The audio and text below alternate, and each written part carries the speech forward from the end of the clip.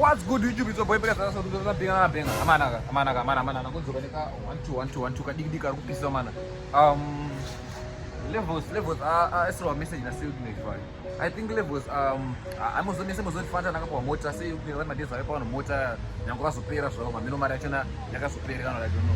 But levels angasira po mota so akanondo kwa itinga kanofunza kuna Victor kurumba mwekwemvero kwa mdara kuti mkoma maita say maizi yamuita say mota ya offer.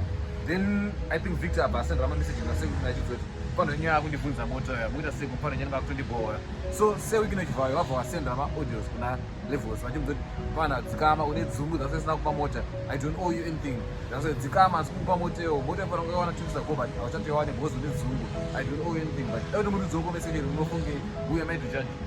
If it's the first time here, please like, comment, share, subscribe this channel for more and more.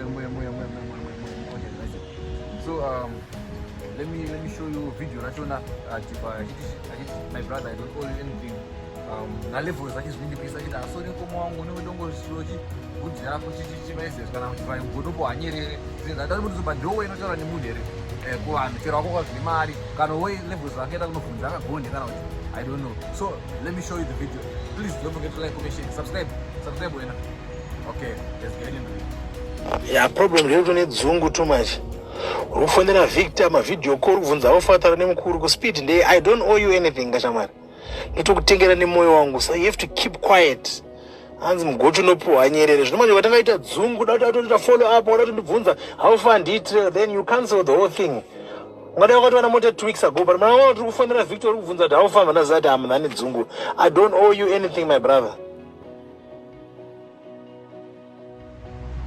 Hi guys, thank you for watching my videos. If you're enjoying my videos, please like, comment, share, subscribe to the channel for more and more content. Road to 2000. We are stopping. One blogger who puts a face in the world. Thank you for watching my videos. Please like, comment, share, subscribe for more content. Thank you.